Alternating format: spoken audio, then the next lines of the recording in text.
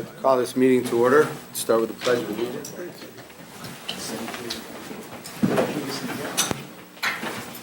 Pledge allegiance to the flag of the United States of America and to the republic for which it stands, one nation, under God, indivisible, with liberty and justice for all.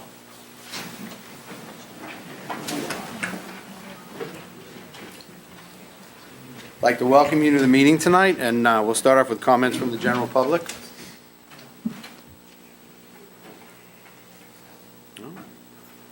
Seeing none, we can move on. So we want to do student recognitions before we move on to comments from the EAPC. Sorry, Not a problem. So first, I'd like to call up Emily Stagnita. So Emily, if you could come up to the podium, or the mic, I guess. Emily was our Project 351 ambassador, and I'm going to talk a little bit about what that is, and Emily's going to share her experiences with us a little bit. So Project 351 was actually developed by and founded by Governor Deval Patrick in 2011. He really wanted to establish the concept of community first. He wanted to establish the concept of service to your community. And Governor Baker has continued Project 351. What Project 351 does, and where the number 351 comes from, is there are 351 communities within Massachusetts. So each community gets to identify one 8th grade student to represent their community on a day of service. So Emily was our 8th grade student, our ambassador this year. To be an ambassador, you're selected by your community for exemplary ethic of service, the values of kindness, compassion, humility, and gratitude. And the administration, the guidance staff, the teachers wanted to recognize Emily for really exemplifying those characters. Again, kindness, compassion, humility, and gratitude. And the process that we go through in terms of selecting our ambassador, and I was involved in that process as the principal at the middle high school, is we put a little information about Project 351 out to our teachers in the middle school, specifically generally our 7th and 8th grade teachers, but I think sometimes we even open up to all the middle school teachers, and say, what student within the 8th grade do you think really exemplifies these characteristics? So they'll nominate students from the 8th grade. Then those nominations go forward to a committee made up of the guidance counselors and the administration. And that committee, now sometimes it's a hard choice because there's many students who have those attributes. And this year, Emily was our selection as the Project 351 ambassador. So as the Project 351 ambassador, she got to take place or participate in a day of service, which is always held on Martin Luther King Day. So this year it was Saturday, January 2014. So it's the Saturday prior to Martin Luther King. Sorry, I said always Martin Luther King weekend. That Saturday, and all the students go into Boston and spend the day within the city doing a community service activity. So Emily gets to meet all the other ambassadors and spend the day in the city. So she's going to share a little bit of her experiences and what she found to be the most valuable. Tell me, what did you find to be the most valuable in being involved in this project? The thing that I found most valuable was like the fact that I got to help people, and I really felt it, and it made me feel really good. And what did you actually do on that day? Can you want to take us through the day a little bit? What happened on the 14th of January? Sure. The first thing I did is I went to Faneuil Hall to hear Governor Baker give a speech, and then we went to a bus to go to our serving station. The place that I went to serve is called the Pine Street Inn. The inn brings homeless people over the age of 18 and feeds them and gives them a place to sleep. At that specific place, I made hygiene kits, including toothpaste, toothbrushes, and chapstick. I also made scarves for all the people that lived there. After we were done serving, we went to the JFK library, and then we heard a speech from a leader, and then they showed us a few videos before waiting for the bus to go home. I can see you have your Project 351 t-shirt on. And the first year that they did this, they just did the day of service on the weekend of Martin Luther King Day. And they found that the project's been so successful, they've actually extended it to a year-long project. So Emily's going to have some opportunities to do some other things throughout the year. Emily, do you know when your next event is or what the next steps are in terms of what you're going to be participating in throughout the year? Yeah, I am coordinating a clothing drive for Cradles to Crayons. Cradles to Crayons provides clothes, shoes, and necessary items for parents who cannot provide them for their families. With the clothes I get to help families all over the state.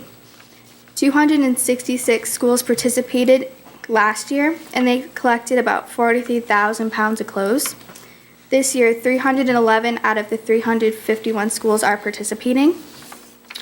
And I'm excited to serve the community by helping collect clothes. And that's going to be taking place at the middle high school, throughout the entire community? I'm doing at the middle high school and the elementary school. All right, thank you very much, Emily. So Emily, we'd just like to congratulate you for being our Project 351 ambassador, and hopefully it's been an outstanding experience for you, and I'm sure you've been a tremendous representative of the Carver community. So thank you. And we're going to present you with a gift certificate. Oh, gift certificate. How about a certificate? I'm struggling with. I'm sure you'd like a gift certificate as well. I'm struggling with words tonight, so I'm sorry when that happens. So Emily, if you can come forward to be recognized by the school committee, that'd be great.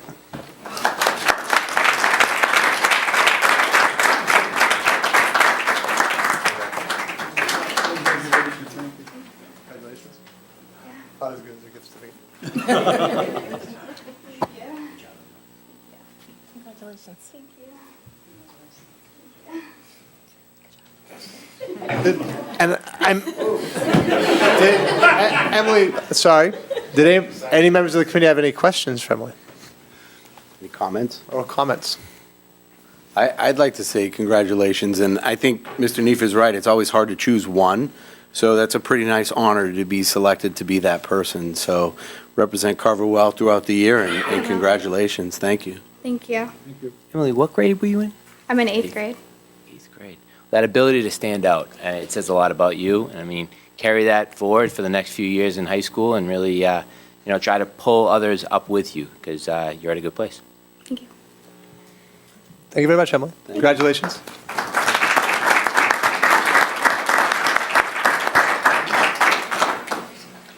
The other recognition we'd like to do this evening is we'd like to recognize Chris Willis. So, Chris, if you could come forward, that would be great.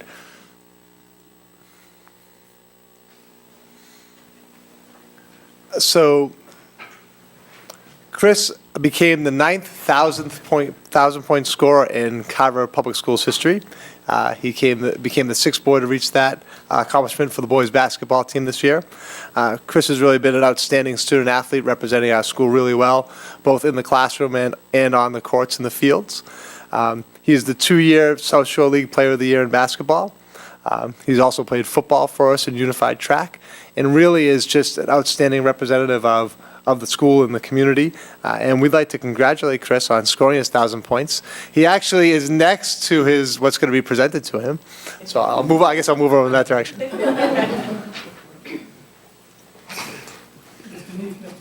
I was gonna bring everybody up in a second. That would be great. That'd be great. So you get to go. You get to go.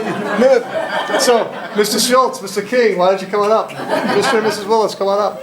We can bring everybody up.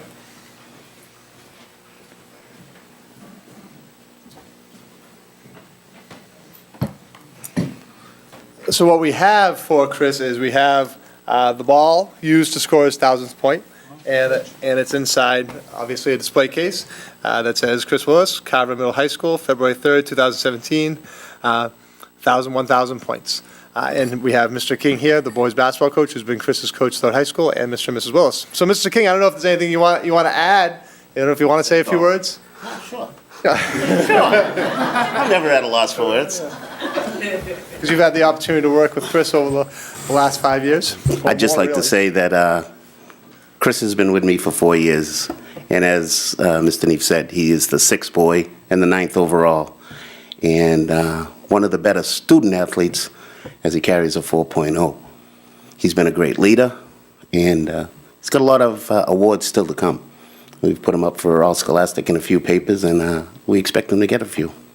But a great young man. So, Thank you. Mr. King, I don't know if Mr. Schultz, you should come forward too, and you guys can present Chris with the ball. Give you the pleasure.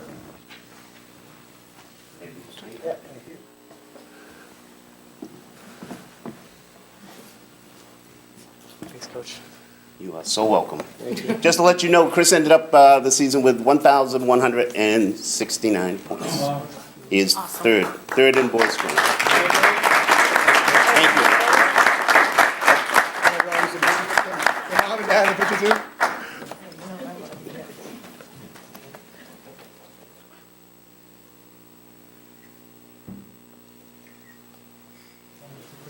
Thank you.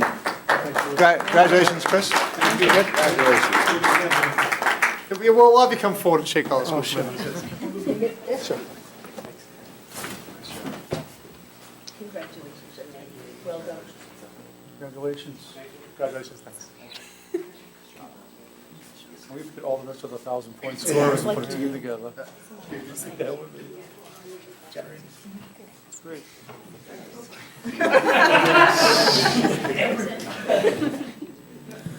So congratulations again to Chris Willis as our 1,000-point scorer for boys varsity basketball, and for Emily Stagnita as our Project 351 ambassador. And thank you to them and their families for being here this evening.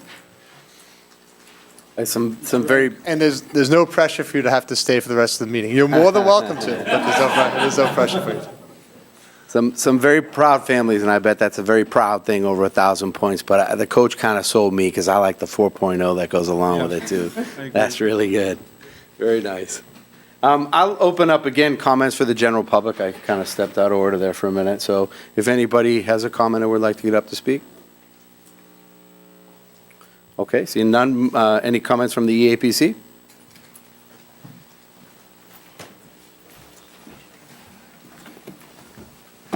Sure. Just 1 second, Tom, if you don't mind. And- I would just kind of, Chris, if I had a quick second before you leave. I was pondering if I even bring it up, but I wanted to, because I think other parents are probably doing the same thing. I know a lot of young people in the town, such as myself, that brought their kids to watch you play. And it was really just an amazing run as far as the quality of person you are. The basketball was awesome, but the quality of person that you were along with the basketball. And being able to sit there with my young son and say, this is who you want to look up to. And I know you, from what you've written in the newspaper, as far as really being happy that you stayed for your 4 years at Carver, it meant a lot to a lot of the young parents. So thank you. Nice hat, man. Worth the wait, Tom. Thank you. There we go. Worth the admission. Good evening, everyone. In hopes to avoiding extensive layoffs of the Carver staff members, which we all know impacts the education of students, the EAPC has developed an action plan. The action plan has been designed to promote community and state awareness of the needs of Carver students. Through meetings with parents, community members, and state officials, our goal is to raise the awareness of the Carver fiscal crisis. We hope that this committee and the Carver community realizes that we're all on the same team in seeking the best possible education for the students of Carver, but we feel that layoffs of staff members creates the greatest impact on the education of students. So just wanted to let everybody know that. Thank you.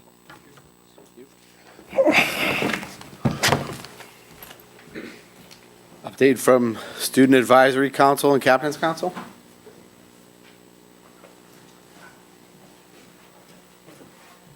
How are you tonight, Jenna? Good, how are you? Very good, thanks.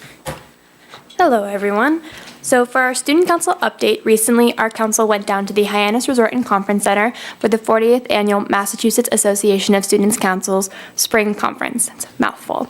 So from March 8th to March 10th, we went down to Hyannis and we participated in such events as the Polar Plunge for Special Olympics. We listened to 2 keynote speakers with topics such as passion, happiness, and being genuine. Went to 4 workshops where we were taught to bring back valuable leadership skills to our school, mostly through fun activities. We heard speeches from student leaders trying to become on the state board members to plan next year's conference. We went to a dance and a banquet along with an award ceremony. Where at this award ceremony, we were awarded a gold council for the 4th year in a row. So it's a little, we did great there. Congratulations. So we get lanyards every year to identify like who we are, where we go. So for everyone, audience, it's pretty full, really colorful. So I'll pass it around here. So we get Oh, so you can see there, so around it, it says MASC, and it was orange this year because the theme was construction and building a better leader. And we have wristbands for the people who are campaigning to be on the board, and a name tag that says like Jenna Sweeney, delegate from Carver, and then it has your 4 workshops on the bottom, like the rooms you would go to. And then the ribbons at the bottom tell we are a 5-star council, the top 10 award, top 10 projects in the whole state. What else is on there? Can't remember. The Gold Council, that was the Excellence book, which I kept mentioning, at a 50-point scale, and you have to get 46 or above to get a Gold Council. So we got above 46 points, which is a big achievement for Carver. What else is on there? I think that's pretty much it. Out of your 4 sessions, which was your favorite? Favorite? Well, Harriet Turk was the woman who spoke about being genuine with people at our keynote, and she was my workshop advisor, so that was pretty cool. She did a really cool activity where we all went around and talked to every single person in the room, and we made a bunch of new friends that way.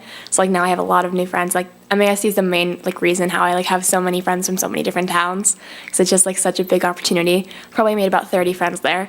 So, and it teaches you really good life skills. I just love the conference so much.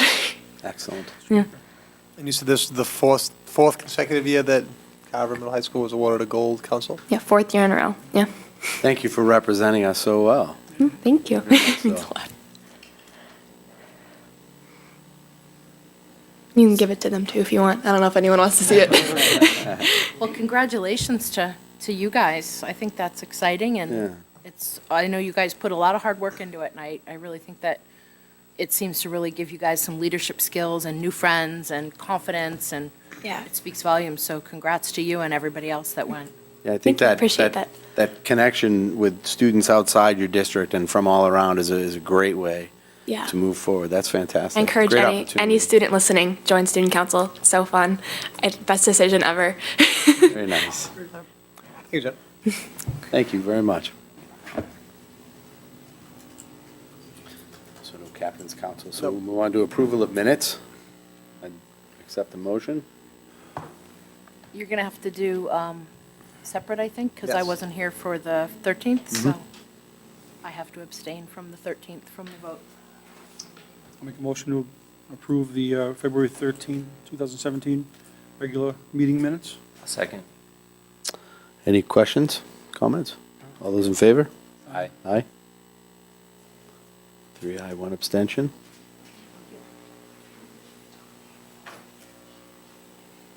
I'll make a motion to approve the annual budget hearing minutes from February 27th. Second. Motion and second. Any questions, anything there? All those in favor? Aye. It's unanimous.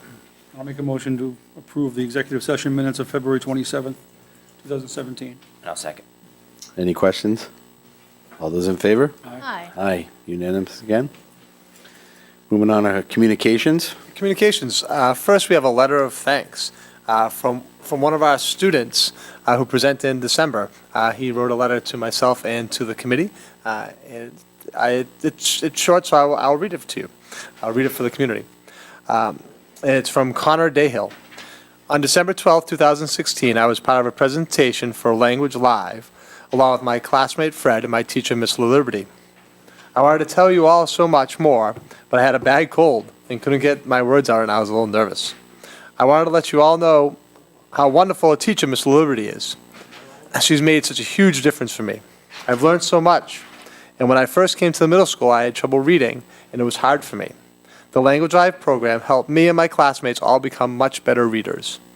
I've been lucky to have great teachers and receive extra help from my wonderful teachers from grade school. Miss Pamela helped me get even further through tutoring.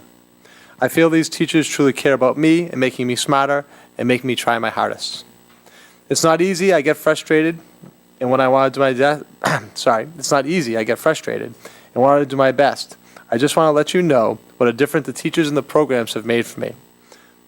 Connor Dayhill.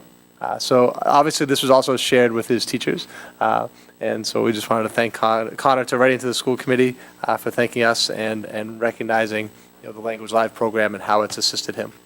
Yeah, I remember that night that they were here too. They did a fantastic job that night, man. They were. I didn't notice that he had a cold and he wasn't No, feeling not well at that all, night. man. They were great. They were impressive. Yeah.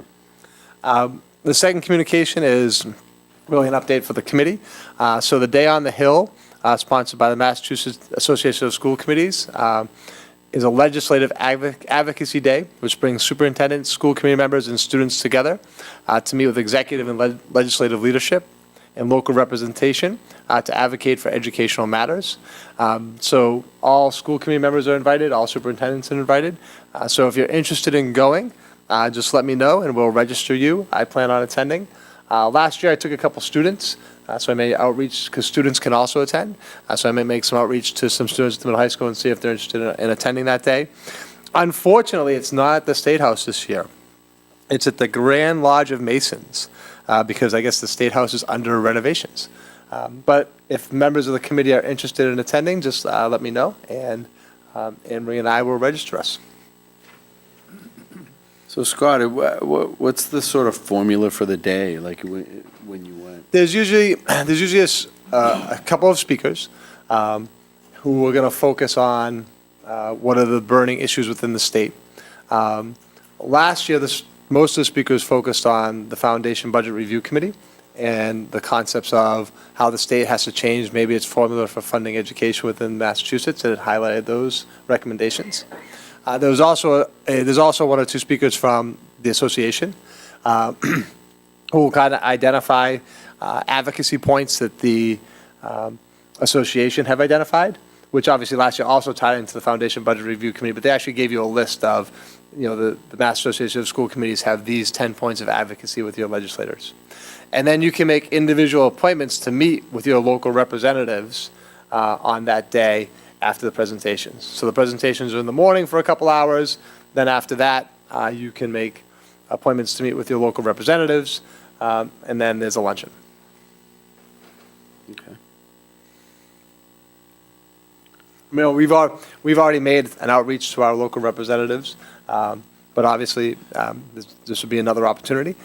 So, like I said, anybody who'd like to come along, I plan on attending. Anybody who'd like to come along with me, just let me know. That's it. Reports from the superintendent. First, we have one personnel update since last month. We officially received the retirement of Deborah Johnson, Carver Elementary School teacher. So we just wanted to make the committee aware of that. This retirement was factored into our budget decisions, so this was not an additional retirement. So we were projecting this retirement, but we officially received it since our last meeting. And then on to our next presentation, I'd like to invite Sarah Corker up. Sarah is here from the Family Success Partnership Program. So I'm going to tell you a little bit about the program, and then we'll talk to Sarah and get a sense of how things have started for us here in the Carver Public Schools. So this summer, I went to the Mass Association of School Superintendents Conference, and at that conference, I saw a presentation from a group from Assabet Valley. Assabet Valley is out in the western part of the state, and they've established what we stole their name. They want us to steal their name. They established the Family Success Partnership Program. And the concept of the program is really about providing what I'm going to call wraparound services and home support to families who are struggling with social emotional issues, to the students and their families. So myself and the director of Reed's Collaborative, Teresa Craig, were at the presentation. And after the presentation, they were really, Assabet Valley was saying, we're here because we want to see this expand. We want to see this type of program throughout the state. We've had great success with it in Western Mass, and now we want to see it expand. So we're here to offer our assistance if other regions of the state of Massachusetts would be interested in beginning this type of program in their area. So as I said, the director of Reed's Collaborative, Teresa Craig, and myself were there. We got together, we started to talk a little bit, and we said, I said, this is something I'd really be interested in. We've talked a lot about the social emotional needs of our students within Carver. We do have a lot of students who could benefit from social emotional supports. And this type of program that I'm going to talk about, I think, is another avenue for us to provide those supports. So we're piloting this new program with Reed's Collaborative and the Somerset Berkeley School District.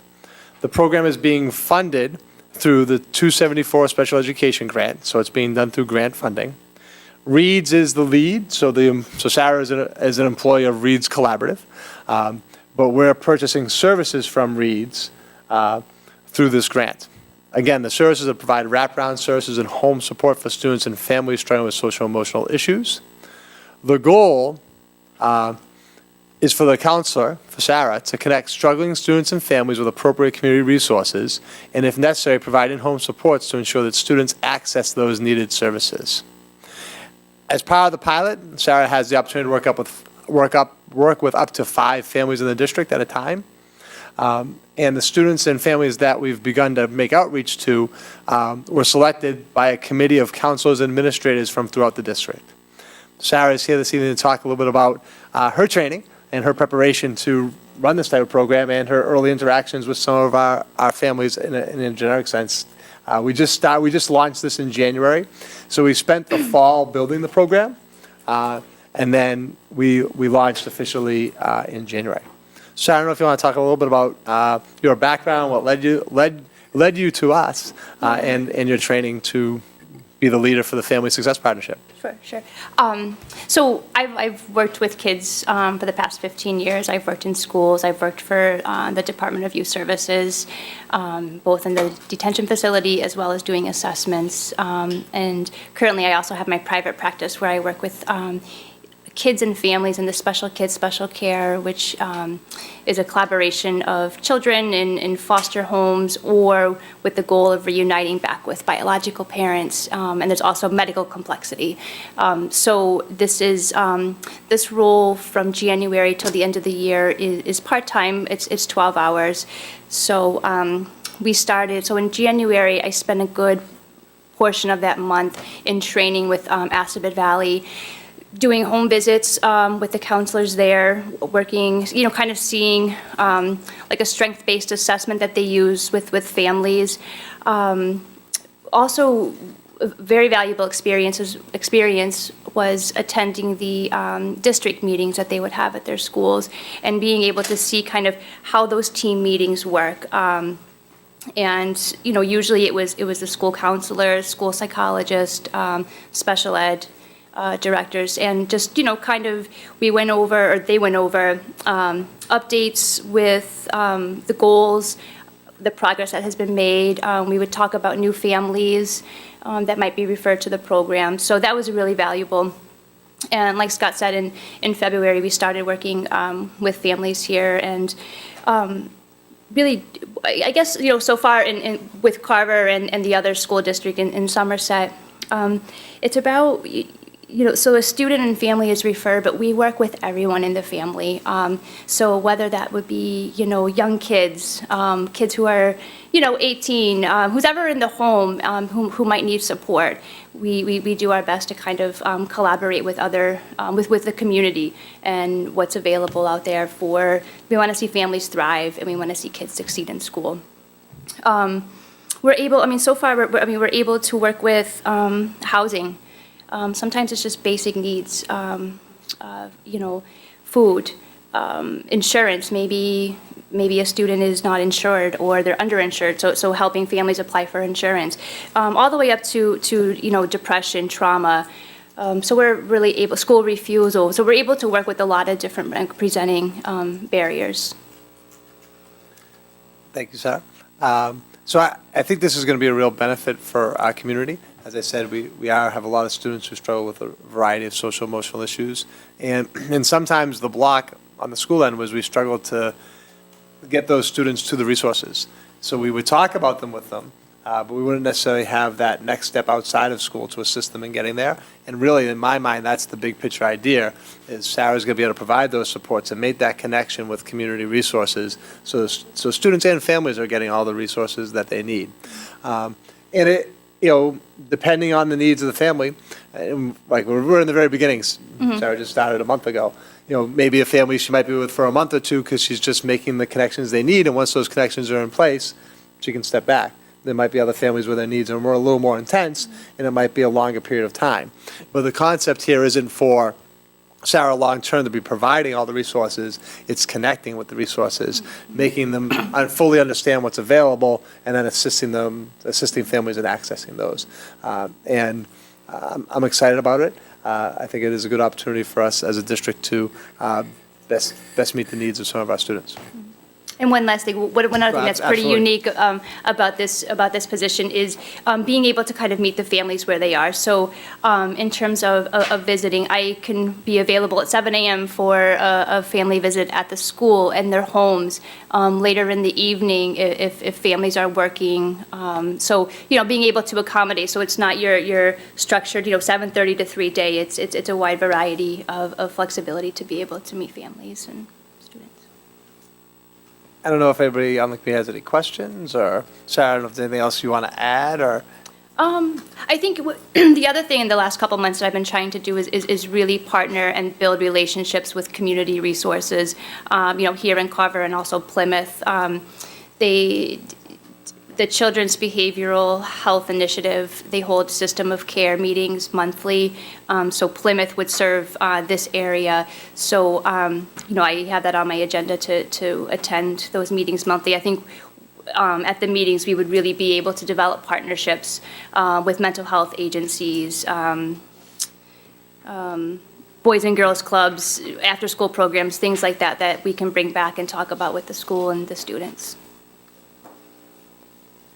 How would a family go about using these resources? So we are saying that the families are being identified through the school. So they're being identified by a group of counselors and administrators. And the school would become the referral piece and the contact piece. So process-wise, and we can talk about that a little bit, Sarah, you can add in if I make a misstep at all. Okay. The process-wise is we as a school district have identified some families that we feel like could benefit from the supports. We've made direct contact to them first. So our school adjustment counselor, our coordinator who's going to work with Sarah in the schools is Kim Duane, who's the high school department chair for guidance and a school adjustment counselor. She's contacting the families, or if they're an elementary student, one of the elementary counselors are contacting the family and saying, this program's available. Is this something you might be interested in? If they say, yes, this is something we'd be interested in, then Kim contacts Sarah, and then Sarah makes the outreach to the family and then goes out and has a meeting and establishes the relationship. So right now, I mean, certainly if a family felt like this is something they could really benefit from and they wanted to reach out to the elementary school administration or the high school administration, they could certainly do that. But right now, the referrals are being generated through the school administration and through guides. But if they felt the need and they wanted to reach out? They could reach out, though there is a reality of we only have access to 5 families at a time. Well, Scott actually answered part of my question, but when you identify, what are the indicators to identify children at risk? Is it just academic? Is it behavioral? Is it things like that? Is it All of the above, yep, getting in all of trouble with it. the authorities, things like that? Sure, Okay. yep. Students who teachers and counselors have noticed like a decline in grades over a period of time. Students who are having more frequent absences from school. Maybe a student who's really outgoing and now has withdrawn. So it's really, I think the really good thing about Carver is the teachers know the kids so well, so they're going to be able to pick up on a change in behavior with each kid. So, really we have the ability to work with social, emotional, and behavioral pieces. And the only piece I'd add on to that is that at both the elementary school and the middle high school, there's a group of counselors and administrators who we meet on a regular basis to review students who might be struggling with a wide variety of issues.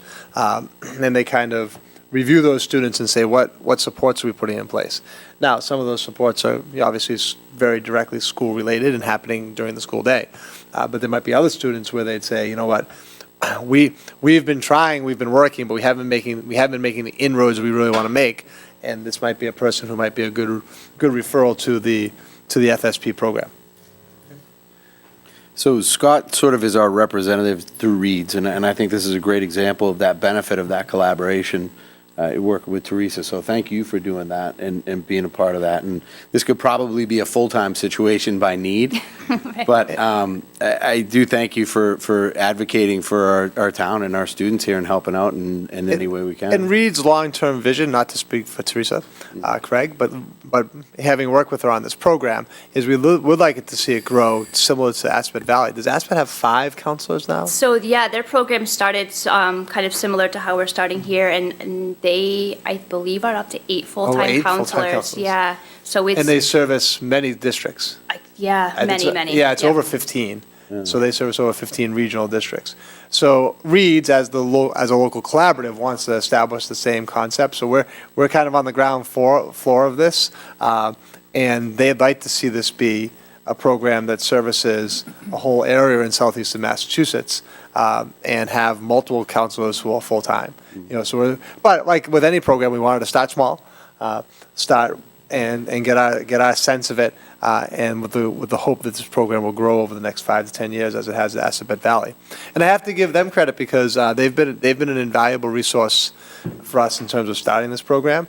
And they went to that conference last summer saying, we feel like we've established a model that works, and now we want to see that model spread throughout the state of Massachusetts. We don't want it just to be with whatever it's 15 or 17 communities that they're working with. We feel like this can be a successful program throughout the state, and that's what they're advocating for.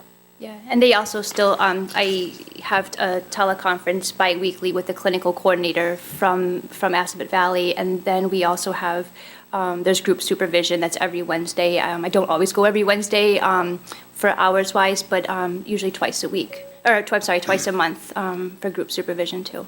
And ultimately, Reed's will establish this like any one of their other programs. So there would be a fee based in terms of accessing a number of students. So as the program grows, they'd like to, they'll set an allotment of you can. This sounds like an awful way to say it, but I'll say access instead of purchase. You could access 5 families at this price. You can access 15 families at this price. You can access 10 families at this price. And then obviously each individual district will have to make a decision on how they use their resources and to gain those supports. And we did it this year through the special ed grant because ultimately the goal is working with, and not every student has to be a special ed student to be involved in the program, but the grant funding, the goal is to provide supports so that maybe students don't end up, not necessarily in special ed, but don't end up in an out-of-district placement. Because some of the students we're looking at are students who are really struggling with intense social emotional issues. Sarah, welcome to Carver. Thank you. It's been great to be here. Thank you. Thank you very much. Thanks, Sarah. So we're going to do a little bump in the schedule here. Little shift in the schedule, yes? Yes, if it's okay with the committee, I'd like to move up Peyton PACS, which is down in the Family and Community Engagement section of the agenda. But Crystal McColgan is here, and she is the representative from Peyton PACS, and I thought it might be appropriate if we moved up in the agenda a little bit, if everybody's okay with that. Sure. Right. So over the summer, Crystal came and met with Ruby and I, proposed the Shane Gives Thanks Peyton PAC program. The objective of the program is to provide children who are eligible for free and reduced lunch at Carver Elementary School with meals over the weekend. So, Crystal and her support group through Peyton PACs make a pack each Friday that students take home of the weekend that contains 2 breakfast options, 2 lunch options, vegetables, fruit, and a snack item. The students are given the pack at the end of the day Friday. In the background, I've linked some of the information from the program, and Crystal's here. First, Crystal, I just want to say thank you to you. And when you came in this summer and said, I want to do this program, I was like, I think this is an outstanding opportunity for our families, and what can we do to make this work? Then really at that point, I stepped back. So my extent of involvement in this is saying, yeah, this sounds like a great program. Crystal, thanks for running it for us. You're welcome. And then Ruby obviously has helped with some of the logistical pieces of the reality of passing out these packs in the school. But I think it's been tremendous, and I'd like to see it grow. And I think part of the reason why we're here is to promote the program and see if we can increase our donations. Absolutely. And I don't know if I've said too much, but Crystal, you want to tell us a little more? So you pretty much summed it up. The Paint and Pack program serves Carver students grades kindergarten through grade 5. We did make an exception for a preschool student who attends full-time. But it provides, just like you said, 2 breakfasts, 2 lunch, juice or milk option if it's shelf-stable milk, snacks, and a fruit or vegetable. We like to serve fresh if that's available. We had a funny situation a couple weeks ago. We gave sweet potatoes in our bags, and I actually had an email from a mom who didn't know why the potato was orange. And what do you do with an orange potato? Was it bad? Was this a mistake? Which we all kind of giggled about, but we were like, no, it's not. It's a sweet potato. They had never had one, but then I received a thank you letter. That was the first time they had ever received a sweet potato, and he loved it. Yeah. Could he have sweet potatoes each week? Just like they ask for Easy Mac each week. But the packs change. We try to make them generalized for each student. When we first started, we started with 5 students on this program. And we're up to 17 students that receive the pack each week. And we expect that number to grow. This pack costs no money to the school whatsoever. It costs no money to each of the students or the families. It doesn't come out of like their NutriKids program. That's a very popular question. So we fund this totally by ourselves, and we just ask for donations. So even if you can drop off a pack of bananas, if you can drop off a pack of apples, that's a big hit. Peanut butter, little things of peanut butter so they can dip their apple in the peanut butter. Big deal. Krista, when you say drop off, can you explain where? Sure. You can drop off any donation at the Shane Gives Thanks Food Pantry, which is located at 128 Main Street, which is Carver Square Marketplace. We're right next door to Just For Goodness Cakes Bakery. For Goodness Cakes Bakery. They're the blue door, we're the green door. But you can drop it in and just say, if we're not there, there's a red bucket outside, just drop it in the bucket. Or if you want to bring it in during the hours that we're open and just say, this is for paint and packs, it goes in a whole separate room just for that. But it seems to be very popular with the kids. They're really liking it. They really like the pudding cups they had this week. They really like the popcorn, or especially the nutritious. We want a nutritious value that these kids get to bring home, especially where food, potato chips are very common. They're $1.49 to buy a bag of potato chips at Shaw's. Do you know how much a bag of potatoes are? It's $3.49 a bag of potatoes. So parents will choose to buy the bag of potato chips over the bag of potatoes. It's not a healthier option, so we like to serve a healthy option in the bag each week. It's a simple bag. It looks something similar to this, and it goes home every week. And the kids are loving it. And if it's a 4-day weekend, if we have Friday and Monday off, they get enough for that. And if it's a school vacation week, they can come into the food pantry and just say, my child belongs on Paint and Packs, and we set them up with food. They can shop the food pantry, no questions asked. Crystal, can I see the bag? You can absolutely see the bag. Do you want me to open it for you? Oh, but is the bag branded? Is the bag, excuse me, what? What's on the bag? Oh, it's just a True Cheese Shaw's bag, Walmart, whatever we have available at the So a pantry. company could actually fund the bags? They could, yeah. Okay. Yep, 'Cause we absolutely. started, you started with backpacks. We did And start we would with have the backpacks. students bring the backpacks back, but that just It just didn't became work out. problematic. The kids would forget, and we first started with the backpack, is if they didn't bring it back after a certain amount of time, we weren't going to continue with them on the program. And Shane said, no, Mom, you can't do that. So we went plastic bags. They're fine. So they get plastic bags every week, and they're a little smaller to fit in the kids' backpacks. So, I know we're talking specifically about Pay and Pack. Sure. But I don't know if you want to give a little background of Shane Gives Thanks and how you ended up here. This is kind of the outgrowth of that, but I think it'd be Exactly. maybe, I'm not sure if all the committee members or the audience out there knows the entire Sure. background. So Shane started when he was 7 and had this crazy idea after seeing a commercial that he wanted to feed the families in Carver that would go without. So at just 7, he's filled 209 Thanksgiving boxes. I'm going to get all emotional, sorry. He's filled 209 Thanksgiving boxes year to date for just families alone in Carver. Sorry. Proud mom moment. So when the town of Carver was going to move the food pantry, Shane said, we can't let that happen. So Shane took over the food pantry, and we served last month alone 125 families that walked through our doors, on top of the 17 Paint and Pack kids.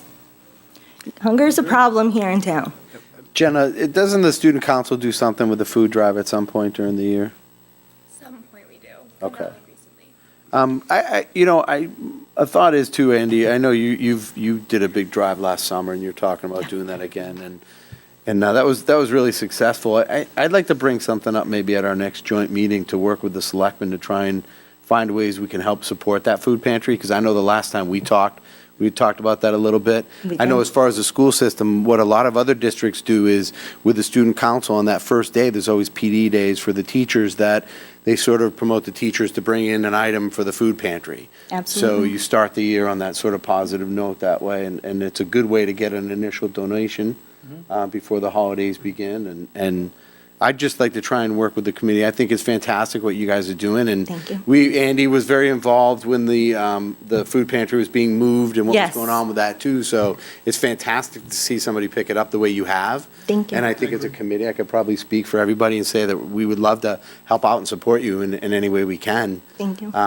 Some suggestive Yeah. ideas might be good, but I think if we maybe bring this up at our next joint meeting Sure. between the selectmen and the school committee, we could probably come up with something that might be beneficial. That would be wonderful. I know that I just was contacted through this school council for the fourth grade. I had a wonderful representative named Nolan contact me, and he's going to do a food drive for us through the fourth grade student council. And I just thought that was wonderful that he just took the initiative to do that. Excellent. That's great. So that's wonderful. Crystal, I had a question. Sure. On your, just on your bags. Yep. When people bring food in, or they want to bring food into the pantry, can they actually bring in their old plastic Yes, bags? we always are in need of plastic bags. A lot of the families that come into the food pantry, they don't bring bags, and they're so embarrassed. It's like, hurry up and get in and get out. So we offer the bags when they come in. An average family, leaves with between 12 to 18 bags of food when they leave our food pantry. We want to make sure that they have enough to sustain them for the 7 days. So bags are always, always in need. Okay, because a lot of people are looking for something to do with these bags. They don't want to throw them in the landfill and. Absolutely. So, okay, that's great to know. Yep. You accept cash donations as well? Yes, we do. Yep, you can just make a generalization, whether you want it to be made towards paint and packs, or you want to be made towards our Thanksgiving program, or anything like that. Just make a generalization, so we can put it in the correct account. Now, you guys are a nonprofit now? We are, So it's tax deductible. everything is tax So deductible. someone makes a donation, they can get, what, do they get a slip from you? They get a for tax? receipt, yep. If they want to leave their, sometimes we can't print it right there. If I'm not there, my volunteer doesn't have the computer. But if they want to just leave a name and address, then we'll be more than happy to send you a receipt with our tax ID Great. number. That's good. Ruby, I saw you raising your hand. So I just wanted to, Crystal makes it easy for families with children that have allergies.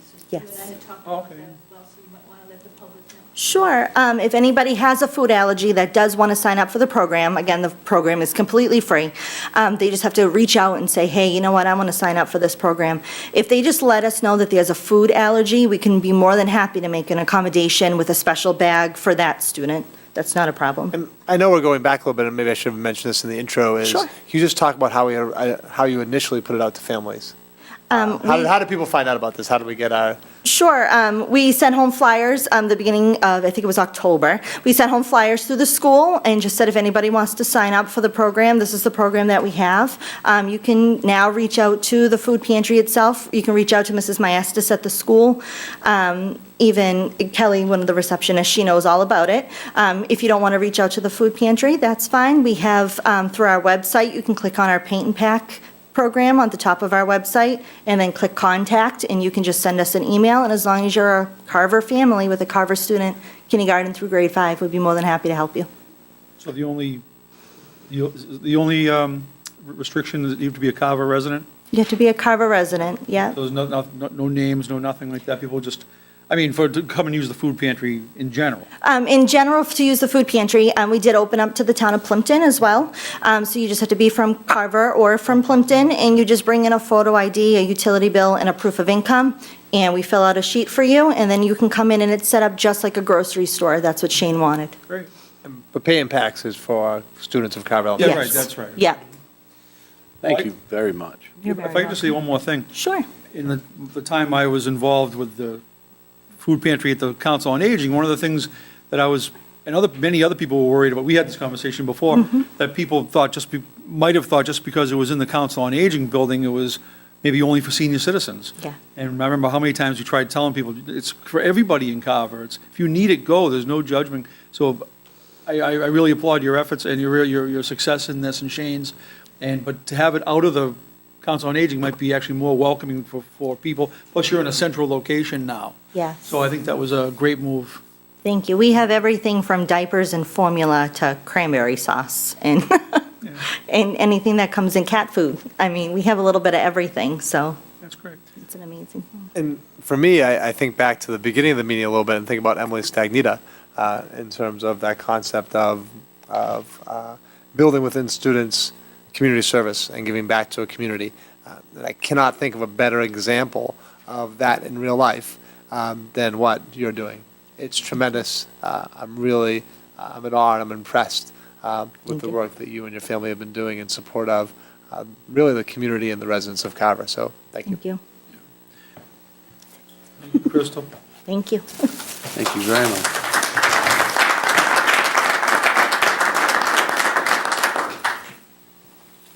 And our joint meeting will be coming up pretty soon, Crystal, so that will be somewhere on the agenda to discuss what we can do with that. So Meredith, I don't know how you transitioned to MCAS after all of that, but you're up. We're excited about MCAS. I'm sure Meredith will get a round of applause Can we as well. talk about at the end of budget her first? MCAS presentation. Meredith, what do you have in bags? Crystal, thank you very much. That's awesome that you do that. So yes, far less exciting. We're going to talk about a quick MCAS update, and Scott asked me to prepare this just to keep the school committee in the know about changes that will affect our students and have affected our teachers. It's not an unknown. We've been planning for it for a while, but we wanted to make sure to keep everyone aware of these changes. So I want to give a quick MCAS update. I'll talk a little bit about accountability as well, but we'll tease out the accountability components at a different school committee meeting. So MCAS obviously is our annual measurement of how students are achieving the Massachusetts frameworks. And in the past, we've always measured English language arts and math in grades 3 through 8 and in 10. And then legislation dictates when we give the science assessment. And right now, it is once up to 5th grade, another time between 6th and 8th grade, and the 9th grade. So as a state, we give it during 5th grade, 8th grade, and then as a community, we decided on the 9th grade science MCAS, which is the physics test. And these assessments are given annually so that we can measure proficiency. So that's how well we're meeting those frameworks, and then growth. So if a student started out high the year before or started out kind of on target or a little below, how much growth they made in one instructional year. This is a result of state and national legislation. So back in 1993, there was the Massachusetts Education Reform Act, which impacted the way that we do assessment. And then obviously No Child Left Behind came in 2001. That was co-authored by a Massachusetts legislator nationally. And then that grew into the Elementary and Secondary Education Act, ESEA. And then we put that kind of alphabet soup in a blender, and now we have something called ESSA, which is ESSA, which stands for Every Student Succeeds Act. And so since MCAS has been around for quite a while, we as a state are in the process of shifting from the old MCAS, which I'll explain the differences in just a moment, to something called Next Generation MCAS. The one caveat is our high school assessments and our science assessments will stay the same at this point. There is kind of a rollout schedule for when some of those shifts will take place, but to leverage what the state has available in terms of finances, they decided not to do it all at once because assessment can be a costly industry if you are a state. So with that said, I'm going to talk in terms of two different types of MCAS. I'm going to talk about the legacy MCAS, which is what the state has entitled the former MCAS or the old MCAS. And that, like I said, is still given at the middle high school level for English language arts and math, and then in science grades 5, 8, and 9. So, as I mentioned previously, it's to measure proficiency and growth on the 2011 Massachusetts Frameworks for ELA and Math, or the 2016 Frameworks for Science. That will not be this year, so the science assessment won't make those changes quite yet. It's still based on the old science standards, but we do have new science standards as of this year. It does impact graduation requirements. It is a paper-based assessment, just like it has always been, and it does look at narrowing the gap in performance between subgroups. So I read a legal briefing last night, and they talk about something called equity guardrails. We want to make sure that no student kind of goes off the edge and doesn't perform. We want to keep them performing and moving forward. It is an older assessment model, and it really focuses on assessing content. So if I take the test, they want to know, is Meredith able to meet these content expectations? That is a little bit different from what we now call next generation MCAS. So this is going to be the first full year of implementation in grades 3 through 8, and this is for English language arts and math. Again, it's still a measure of proficiency and growth and adherence to the 2011 Massachusetts frameworks, but it does leverage some digital options. So it is a computer-based assessment, kind of like PARC was when we were talking about PARC last year, which allows for some assistive technology when students take it. For students that need an accommodation, such as having the test read to them, they're able to hear that via headphones as opposed to having to sit with a human reader. It's designed on the architecture of current assessment theory, so we know a lot more about the brain and how we learn and how we're able to garner what students are able to know and do and use and understand. And this assessment is meant to look at that. So the same type of problems that we saw last year with PARC, where they're multi-step problems, where they're asking students not only do you have a grasp of the content, but what can you actually do with it? So how can you take it and apply it? The onus behind this is to make sure that students are not only ready for college, but for career as well. And that's really the purpose behind this. With that said, there are some proposed considerations that the DESE has put out. So they went to the BESE, the Board of Elementary and Secondary Education, and with this assessment, and with the new guidelines for accountability under ESSA, they are submitting kind of Massachusetts proposal to the United States Department of Education. And the initial deadline before the restructuring in Washington was April 3rd. And at this point, they're still trying to meet that deadline. Even though it's not officially due to the feds until September, the state wanted to take advantage of that extra window so that they could gain feedback from the US DOE and make any changes that they needed to.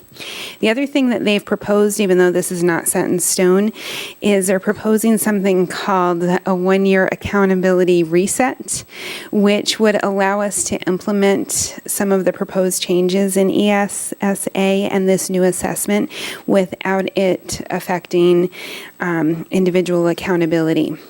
So it would allow us to gather the data, to create baseline data, and then to review that before we go forward. There are two caveats to that. So the first caveat is it's still requiring a 90% participation rate. So if fewer than 90% of our students take it in grades 3 through 8, then that will impact our accountability level. We would become a level 3 automatically. And then the other piece of this is it does not impact 10th grade English language arts and math and the graduation requirements. And the only thing I was going to add on to that was just currently, for the past several years, under the current accountability system from Massachusetts, we've been a level 2 school district, leveling 1 to 5. But next year we will not gain an accountability rating because they said it just doesn't make sense. You know, students took the MCAS, then they took the PARC. Now they're taking the next generation MCAS. You can't compare unlike things. So in essence, there's going to be no growth data. There's going to be no statement of this is where you stand, except for in grade 10, because the grade 10 students have taken the same test all along. They've always taken what's now being called the legacy MCAS. So we will receive an accountability rating for the high school only, which is a little different. Thank you. All right, so I just want to quickly cover what we're doing to prepare for this in Carver. So as I've talked about in previous committee meetings, that we continue to engage in the continuous improvement cycle related to the best practices in teaching and learning. So we look at the different programs we have. We try to evaluate them not just through things like MCAS and PARC data, but by making sure that we're working with teachers, we're working with building principals around how those pieces are measured. We make sure that we apply professional development or offer professional development as needed to support areas that need improvement. We continue to review the data, again, not just with one assessment, but multiple data points so that we can triangulate what it is that we're seeing and make sure that we have kind of a solid picture in terms of if a program is successful or not. And then we also look at that on an annual, if not a more routine basis, in terms of measuring our instructional priorities and trying to make shifts that will benefit students. We do this at the district level, the school level, the department level, the grade level, and individual teachers oftentimes will look at their data, review it, meet with the math coach or director of literacy or their primary evaluator and engage in discussion around how they can be supported to make sure that all students are achieving to the best of their abilities. There's also a component of these assessments that require extra time and effort in terms of the technology component. So we make sure that everything is set up in a digital assessment environment. This year we'll have a hybrid environment between iPads and Chromebooks. Solutions have been built within the testing software to allow for assistive technology. I gave the example of students that might have headphones and have the assessment read to them. We make sure that we are engaging in tech integration in our classroom. You follow that along as we've really integrated more and more at the middle high school level, but additionally at the elementary level as well. And then there are practice tests available so that if teachers want to give students the opportunity to interface with the digital test design, they're able to. This year, Pearson is a subcontractor of the vendor that the state selected to administer the test. So for students in grades 4 through 9, really, who last year took the PARC or even took PARC the year before, this is going to look and feel a lot like that. So the questions may not be identical to PARC, but a lot of the testing format will. So we feel pretty good at going into this year that it's far less new for those students, with the exception of 3rd grade where it's new every single year. And then the last piece is there's an overwhelming effort that takes place at the district and building level to make sure that all systems are go and ready for these assessments. So a lot of times there are coordinators at the building level. The principals work with myself and with Karen Teichert, the director of special education, to make sure that there's a schedule set in place, that test administrator trainings occur for anyone that is going to be administering the test in their classroom or an alternative environment. There's testing confidentiality agreements and training around how to use the technology. And then an optimal testing environment is always key. So for students that might need an alternative location or a small group area, they go through that piece as well. In terms of next steps and what the school committee needs to know, we're going to obviously go through and do the test administration. Next week is the Legacy MCAS for English Language Arts, next Tuesday, Wednesday, and Thursday, and that will be held for grade 10 in the middle high school. And then in April through May, you'll see the administration of Next Generation MCAS in grades 3 through 8, and then science in grades 5, 8, and 9, and math in grade 10. And then when data is released, however the state does that this year, we'll review that initial baseline data and look at that again triangulated with other more consistent data points, and then work to implement any accountability changes as we hear back from the DESE and their process that they engage with at the federal level. So that's just a quick update, and I would invite any questions that anyone may have.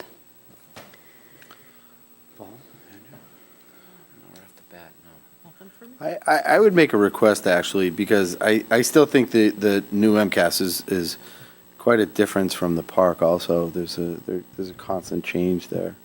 But one thing that I know, committeemen, I'm not sure about everybody here, but quite often standardized testing is a controversial issue. It's something that's asked asked a lot of. So my question would be to maybe, I know there are practices for this, to maybe present that to this committee so they can kind of see a little bit what these kids have to go through and what the test is like. If questions are posed to them, makes it a little more understandable. I think one of the biggest things when Park came out is there was so much confusion as to what it really was. Nobody really knew. So I think given a clearer perspective of what part of that might be helpful. In case community questions come up and just for members themselves, I think they have a better look at it. That's a great idea. Yeah. I agree. Is that something we could have in Drive? Something we could just look at? Just Well, I think Meredith could present it on the screen, so she'd have to Oh, yeah, log no. in to be able to access those questions. But after and the do that. presentation, is something we could maybe have to refer back to or look at again? Absolutely. And I could bring buzzers so we could see who could answer the question first. Yeah, you wait and see. Audience participation would be welcome. And we could, Meredith could also add in where there is a lot of that stuff that's actually available online through the Department of Education website. So you can access that now, and we can talk about that, about how people could go out to the website and access sample questions and see those types of things.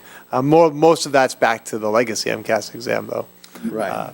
But also last year's Park data, there's sample questions, and But that's there. the new MCAS has a practice Practice, site where you can Do see go the that too, yeah, actual. yeah. Because the legacy MCAS is an extremely different situation than this. So, and I think that's, one of my concerns was that, because you had said that practice, like with a lot of the kids, most of the testing that they do at the elementary right now is still paper testing for the most part, right? So, I mean, the preparation for this isn't as consistent as maybe we would like to see it be. Is there a move at all with what's happening with math or in ELA towards moving towards more of a tech-based system? Yep, absolutely. I think the thing to remember is, well, obviously the budget component of trying to ensure that students have the devices. So all students do participate in a class in the computer lab and have the opportunity to interface with Google Drive. Everyone has Google Drive accounts that are set up in a secure closed campus environment. But additionally, funded through PTO funds, we have 2 Chromebook carts, and then we also have the iPads. So we have about 140 iPads at the elementary school level, and teachers can schedule those and sign those out. Google Drive works a little less efficiently because it's an app-based piece of an iPad. So there are definitely some disadvantages to that make it a little bit challenging. But we did a pilot this year in 4th grade with 2 4th grade teachers who tried on for about 4 months pretty consistently the Chromebooks, and they had them in their classrooms. They were able to use them. And then one of those carts has stayed with 4th grade, and another cart has been shared between the 2 3rd grade and 2 5th grade classrooms that will be taking the assessment on the Chromebook. From tech directors, just kind of anecdotal experiences, I'll say that using TestNav, which is the portal, the secure portal by which students are able to access the assessment, it works a lot easier on Chromebooks. So last year when we first started it on Chromebooks, I became a quick convert because I was like, this is great, you can get right on, which is fabulous. But the other piece of that is, if you remember in our Tech Vision Plan, which the committee voted to approve about 18 months ago or 12 months ago, there is a piece of that that kind of stipulates the requested technology or intended technology infusion that will come with the new building. So there is a per pupil allotment under the MSBA new building piece. And with that, the idea would be that each classroom in grade 3 through 5 would have a Chromebook cart and be able to utilize that. So we're starting to slowly move towards a more tech integrated environment, particularly in grades 3 through 5. But we didn't want to jump the gun, so to speak, and purchase or attempt to purchase everything now, especially with budgets being tight and unavailable, when we know that this allotment will be coming through the building project. So those pieces are important. And at some point in the future, I can give an update too on how each of the buildings tech committees are working around tech integration. I know we've had a couple of those highlights this year from the middle high school, but we can definitely talk about some of kind of the philosophical pieces of where we're moving with the elementary and when to introduce technology, how parents can limit screen time, how we can kind of continue to make sure that the right focal points are there for children as they move from early elementary into primary. Well, and they'll jump through it and figure it all out really quickly. I think it's, the teachers need to be more comfortable with it, and the professional development for them to want to pull it into their room more openly and more accessibly that way too. So hopefully that's a big part of that professional development, to get them more comfortable with what needs to be done to move that forward too. The kids will take it on no matter what. Yeah, they are digital natives. And absolutely, so the professional development plan is also trying to run kind of in tandem in terms of time frame with the new building. So right now, there are some obvious not glitches, but some barriers that exist with the existing structure when it comes to kind of just making sure that technology is readily available in every classroom and that there's consistency in how teachers are able to use it. So, for example, we just tried to remedy a situation in a particular first grade classroom where there was an issue with teachers being able to access the reading software, and it was a wireless issue, and how do we solve that? So some of those things will be ameliorated as soon as the new school opens. Excellent. Thank you. We could definitely come back in April with a presentation on sample questions from the I site. think it would be fantastic. I'd love to see the response from that. So I think it would be It's fantastic. been And I noted. think We'll put that on the agenda for April. You know, when questions are posed, I think it's a lot easier for people in this committee to answer them when they actually have an awareness more of what it is. And I think that was one of the biggest problems when Park first came out, is there was so much unknown and so much confusion as to exactly what was going on. So I'd rather see this move forward in a more effective way, because I think after a few years of sort of getting their groove, if they stick with this idea, they'll be able to get it very well. So can we call Scott Alex Trebek that day? Ask the Only if I can be Vanna White. So moving on from there. Meredith, Let's erase that last comment from the minutes. is the preparation done limited just to the classroom, or is there an out-of-classroom component as far as some of the prep work that goes into these? I would say that in terms of explicit preparation, it's primarily done within the classroom because there is a desire to not hyper-focus on it. So it's great to have teachers and students interact with the practice test and to know that it's there, but we certainly don't want to set up kind of an anxiety-inducing environment where we think, oh my gosh, MCAS is coming, MCAS is coming. So it's important, but there's a tightrope that we walk between that. And I know when I was a building principal, one of the things that we often spoke about, and we had a different assessment, it was in a different state, but it was another high stakes test. And we talked about how if we are doing what we need to do for students on a day in and day out basis in terms of quality instruction that is focusing on the frameworks, but is really mindful of what's developmentally appropriate for students, then this is a measure to basically take a snapshot of where we are on that particular day, and from that build any sort of improvements that are necessary. And I think culturally, it's important to recognize that while it's an important assessment, it's not the only thing out there. And I want to applaud what I feel is a really instructionally minded group of teachers. I think they really focus on best practice and have done a great job in the past couple of years of taking on initiatives like differentiated instruction and being able to do a lot more with a lot fewer resources, and being able to say, look, I have this huge range of kiddos in my class, and these are kind of the benchmarks that I need to get them to. I'm going to focus on that. So I would say that any preparation that would exist outside of the classroom would be efforts that teachers make to connect with families or after-school programs and try to encourage things like reading or being able to get fact fluency down with math and being able to understand that, to envelop literature and informational text in what students are learning at home.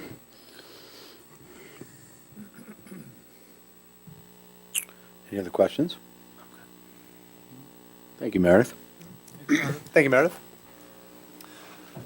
So moving on to management operations, our next topic is a continuation of our discussion from our last meeting that we started on the possibility of the consolidation of IT services between the school district and the town of Carver.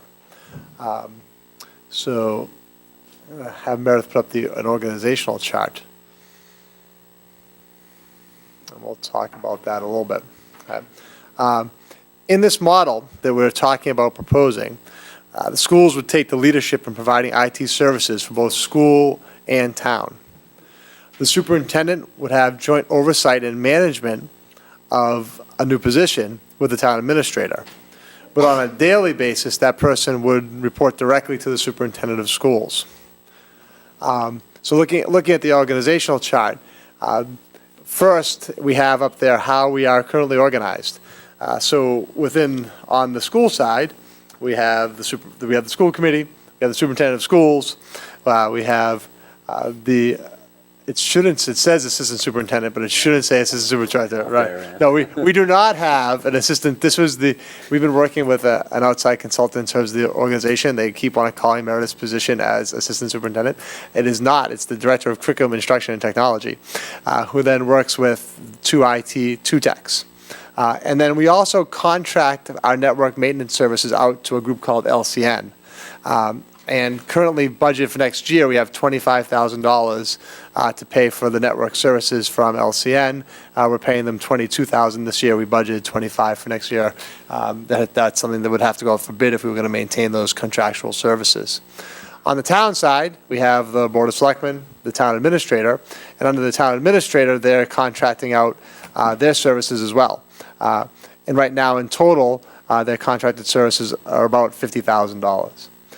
So if we slide down to what a proposed organization will look like, and again, Meredith's title should be, and I had them change that on our next chart. I thought I had the updated chart in here. So we do have the appropriate title of Director of Curriculum Instruction and Technology, and not Assistant Superintendent. Meredith, keep changing it. So, the proposed operation would be school committee, superintendent of schools, and then the Board of Selectmen and town administrator working jointly to oversee a chief technology operator. We've had a lot of discussions about what the name of this position is going to be. Right now, it's being called chief technology operator. We can talk about that. And then the two techs would work directly under the chief technology operator. And under this new management system, those people would provide the services for both the town and the schools. Now, so a couple things we want to notice just in terms of the flow chart, and it's supportive of what I just said in terms of, ultimately the superintendent and the town administrator would have joint management or joint oversight, but on a daily basis, the person in the position would report directly to myself as the superintendent. And that's why there's a kind of a dark line there.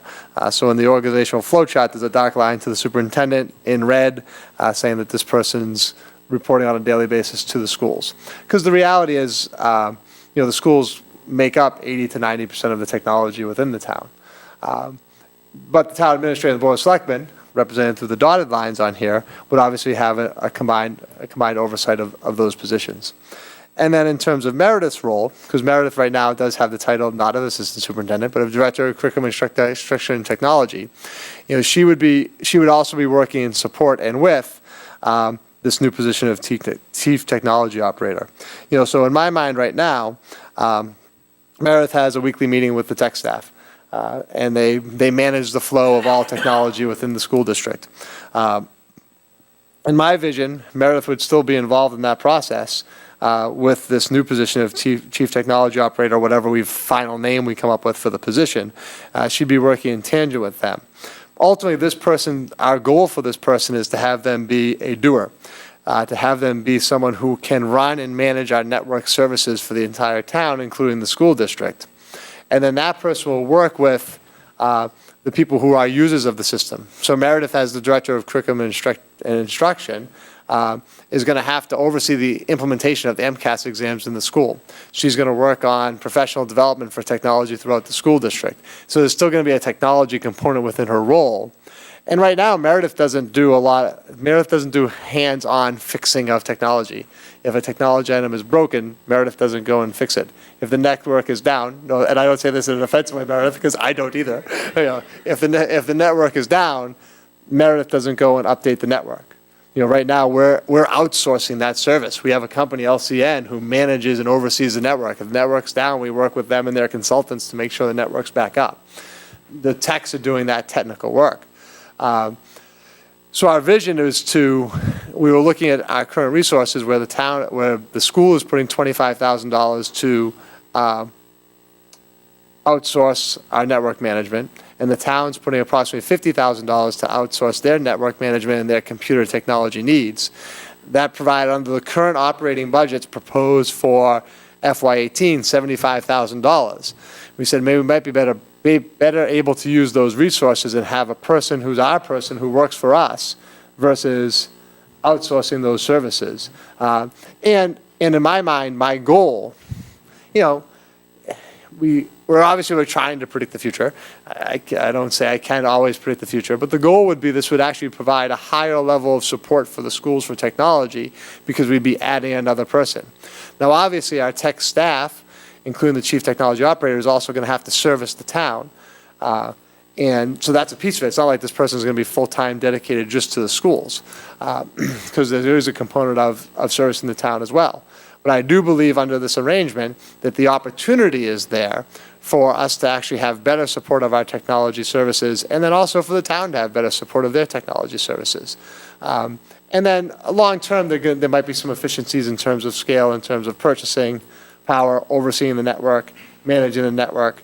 And hopefully we'll see those realities of that scale piece over time.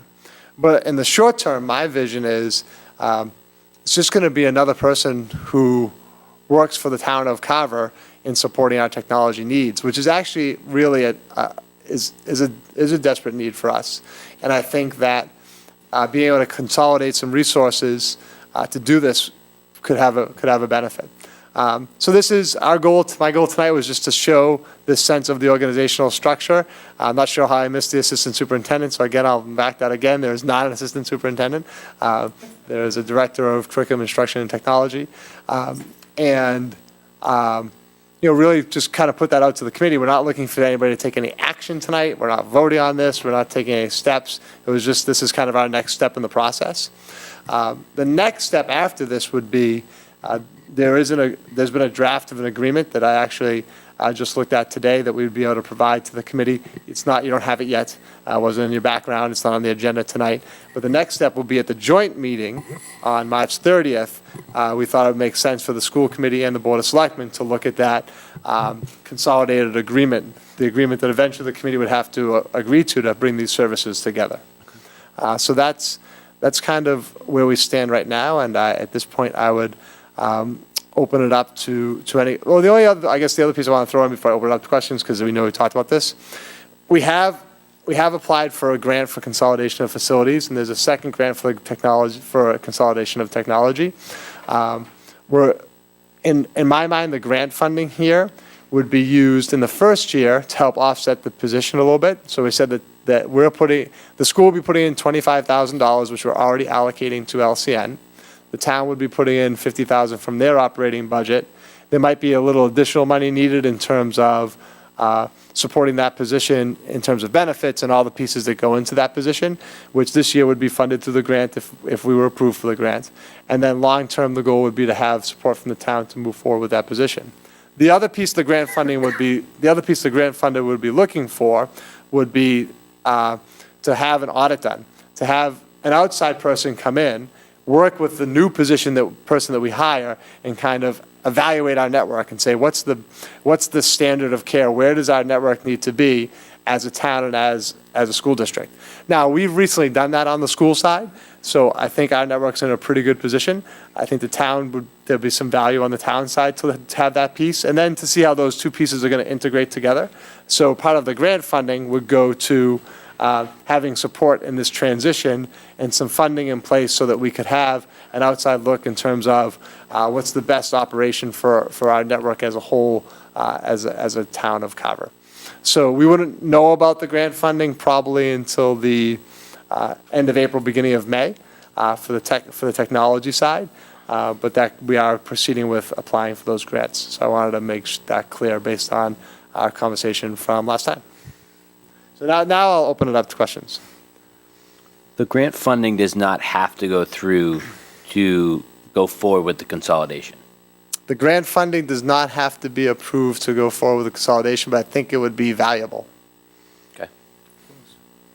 So what happens if the consolidation doesn't work? We just stay with what we've been doing as far as outsourcing to our different So if the committee did not approve the planned merger and consolidation, then we would just stay with our current setup. In the agreement, it says that after 1 year, basically on a yearly basis, either side can withdraw from the agreement. So if we did consolidate, the school committee would have the option to withdraw on a yearly basis, and the Board of Selectmen would have the option to withdraw on a yearly basis and say, this hasn't worked out exactly the way we'd like it to work out, so we're going to take a step back and withdraw from this agreement. Well, I think, I mean, if looking at it as is, as listed right now, I think there's some questions that need to be there, but you're basically talking about spending the same amount and adding another person to an extent. So that seems to make full beneficial sense. So as I've worked through this with the town administrator, and as we've talked about this, and Michael's here, I keep referring as the third person, but as we've had these discussions, that's been a focal point for me, is in terms of thinking about, I have to believe that this is going to have the opportunity to be a benefit for the school district. To move forward with this consolidation, especially in technology, because I feel like technology is an area where we're actually a little understaffed. And obviously, based on our other budget considerations, we don't have the opportunity to increase the staffing there. But even through our capital request, our goal is to bring in 3 more grade levels on a 1-to-1 with the Chromebooks. So our device number is growing at a pretty fast rate, and right now we only have 2 techs to service that. So my belief, and to support this, I had to have the belief that this third person is going to give us a higher level of support than we currently have without a change in resource allocation on the school side. And as of right now, it would not be a change in resource allocation on the school side. And I do think there's the opportunity there for an increase in services on the school side. And then also, I think that there's a benefit. Obviously, the town's interested in doing this as well, so I think there'll be an increase in services for the town as well, because they'll have the opportunity of managing the work of 3 people to appropriately support their resources as well. In the past, just as a frame of reference, it wasn't structured as a joint agreement, but there was a period of time where the schools did provide services, the technology services to the town. And that was the way we operated for several years. And now, obviously, the technology needs have grown. They operated that way with just the 2 techs. And the 2 techs, so our current structure of 2 techs, who actually at that time reported to Brad's position, the business manager, and they oversaw both town and school technology services. But as I said, our technology needs have definitely grown. And I think, ultimately, again, sometimes I become repetitive, so I apologize. But I believe the opportunity is there for an improvement in school services on the side of technology.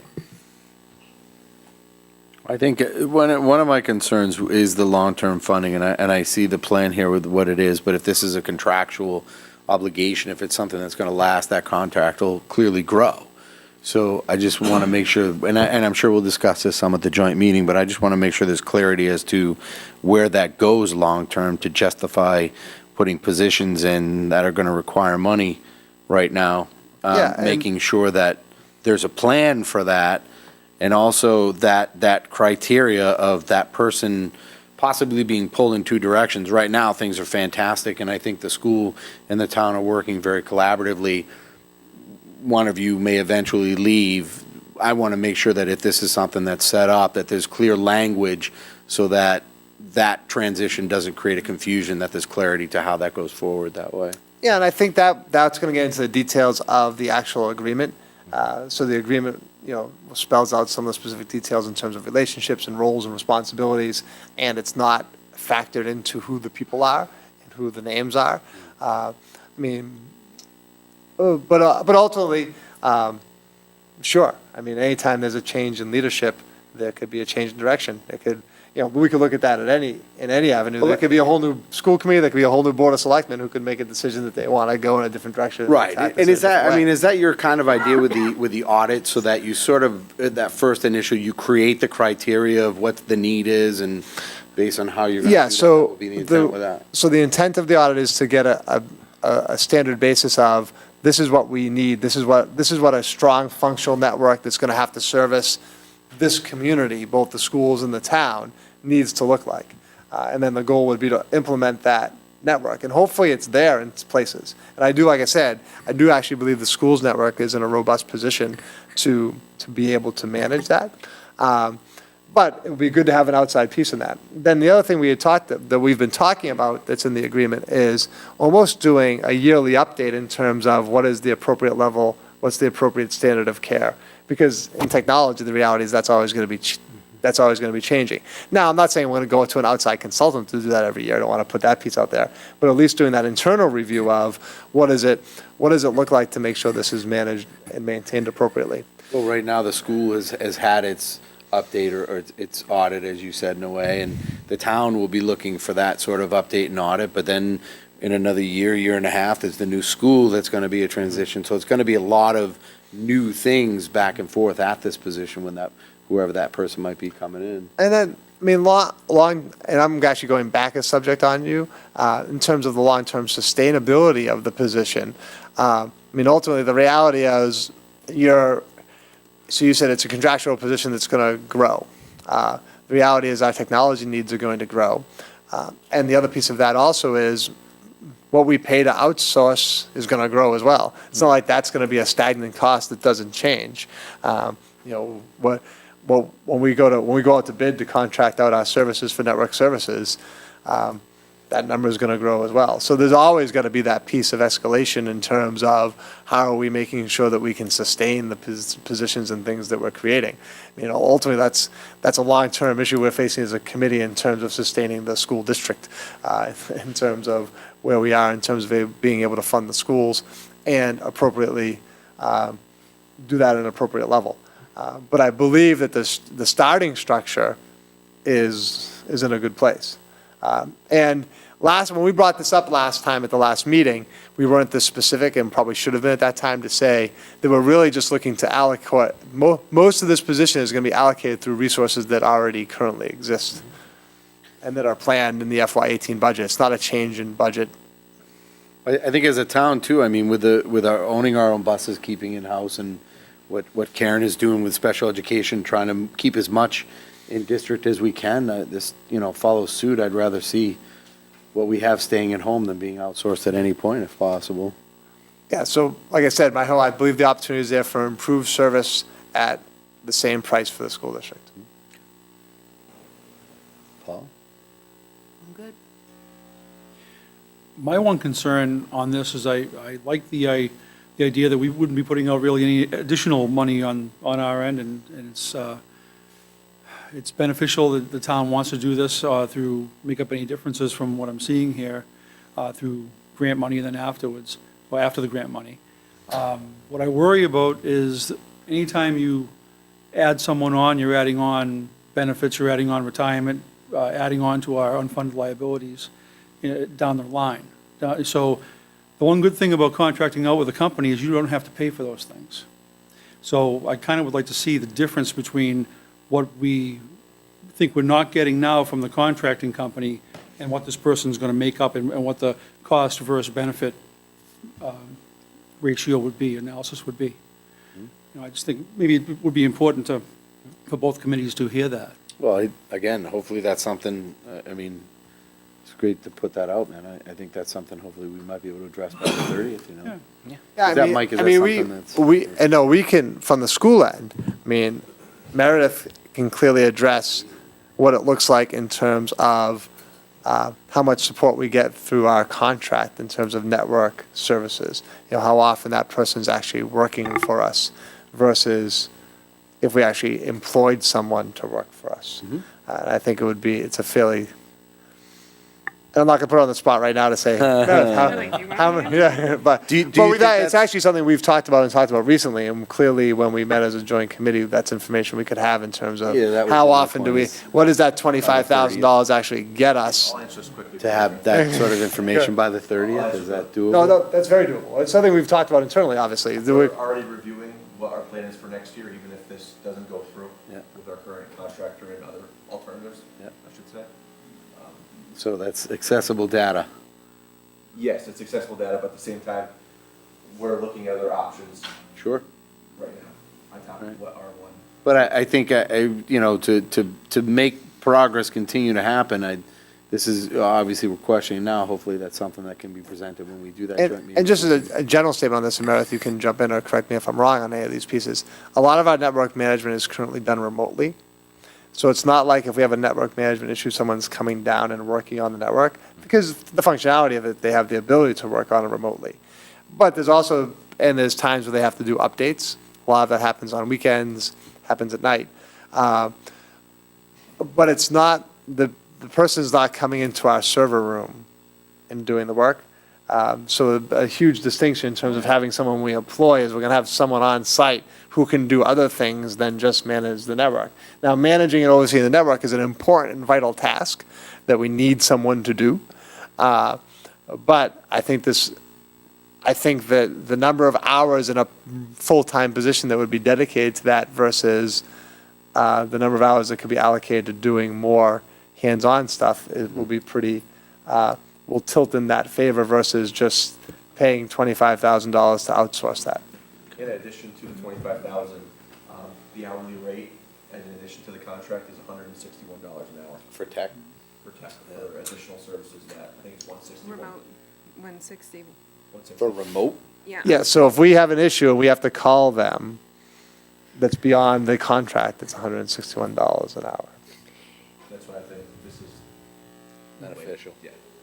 And as an aside, and this is where we're working with them. So they've notified us that from their perspective, the current company that we're outsourcing with, they've notified us that they feel we've used our $25,000 of services at this time. And we're pushing back on them and said, we have done an evaluation of, you know, obviously we weren't planning on going into this detail type, but you've brought up, the questions have brought this out. But this is the value of my mind of a person versus working with an outsourced company. You know, they're coming back to us and saying, okay, you guys have spent your $25,000 and it's March 1st, you got 3 more months left, so we're going to send you a bill for the rest of the year. And we're saying, no, we don't believe we've used our 20, I think you actually pay, is it 22 this year? 23. We're not using our 23,000. We haven't yet to use our $23,000 of services. This is the reason why we don't think we've used them, because you've only done X, Y, and Z for us, which is fairly limited. And we're currently working that out with the company that we're outsourcing with. I will say, sorry. Sorry, go ahead. Just to piggyback off of that, we started to have this discussion independent of the consolidation piece about the fact that we're short-staffed and where we need to go, and looking at coupling network management with an IT tech, because as we accumulate more devices, which obviously we need to do, it's the reality of education these days, we compound the level of work that we have. All hands on deck. Absolutely. And just, even with a mobile device, the propensity for it to break, or, it's no longer something that's plugged into a classroom and left there and kind of held secure until such a time that it becomes obsolete. These really are attached to all of us, and we are a mobile society. So consequently, the 2 techs that we have just go above and beyond in trying to support that. So initially, towards the end of our one-to-one deployment back in November, Scott and I started having these conversations about, we need more hands on deck, we need to make sure we have a network manager, and that our need at this point, is beyond our ability to fulfill it. Even though the 2 techs that we do a great job, at some point, the dam is going to break. Thank you. And like I said, I'm not against creating a new position for this if it actually benefits us as a town on both sides. I just think just doing the due diligence is just responsible. Agree 100%, Andy. Anything else? No. All right. All right, moving on to monthly school building report. So I think you all have a brochure in front of you from the Woodland Elementary School. We're not building anything specifically like the Woodland Elementary School from the outside, but some of the things on the inside were very similar. So on Wednesday, March 1st, the members of the school building committee and teachers from the elementary school, Ruby, I think it was, how many teachers? I think there was like 12. About 12. Yeah, about 12 teachers from the elementary school visited Woodland Elementary School in Milford, Mass., which was also designed by HMFH. The Woodland School had many of the same design elements that our school is going to have, including small group instructional spaces, project areas, and media areas. It also gave the committee the opportunity to see how HMFH used colors within its interior design. The interior colors will be a major topic of discussion at our next school building committee meeting, which is scheduled for next Wednesday, March 22nd at 7 o'clock in this room. So I think it was really valuable for everyone to go into a new building and see those spaces. Ruby, I don't know if there's anything, I know I didn't ask you per se to present tonight, but I don't know if there's anything you'd like to say about the visit and being there and teachers' perspective on it. Being there with, so Meredith went onto the website, she's pulling down some of those spaces. And some of those spaces are going to be similar. Now, the colors they're representing here, these aren't going to be our colors. This is not, we're going to discuss that at the building meeting. But in terms of that's an example of a project area. Some of the lighting design is going to be the same. We're using some of that same lighting design. And so it was interesting to see those spaces for real in a real building. And I think the committee was really, really impressed by that. I know, Andrew, you went along for the visit as well. So I don't know if Andrew and Ruby want to add any thoughts about our visit to the Woodland School in Milford. Sure. So some of the initial, sorry, you can go first, Andy. Oh, no, ladies first. All right, so some of the initial feedback that the teachers had, so they were actually really delighted to go in and see the first floor, they have a cafetorium, which will be very similar to what we have. We will have the platform, sort of that platform auditorium where you'll be able to step up 3 steps, and there'll be a stage that's attached to the cafeteria. They showed us the tables and gave us their initial feedback. The tables that they have are the large seating where you'll be able to seat 8 students on each side. The tables also fold up, and you'll be able to turn into sort of an audience-type seating. We were able to take a look at that, and we'll be able to have some of that furniture come to our school in the fall so that we can actually trial it. Then initially with colors, we saw some colors that we absolutely feel like we don't want. There was some yellows, for example, there's the yellow going up on the stairway. Their flooring is yellow, and it's that bright yellow that's on the crosswalk when you cross the street. So we're absolutely not interested in that color. And, initially the teachers felt like it would be really nice to have one color per grade level and then combine it with another warm, neutral color instead of, in this school, well, it's beautiful. They do have, 5 and 6 colors blended together, and that was just somewhat overwhelming. So some initial thoughts, and then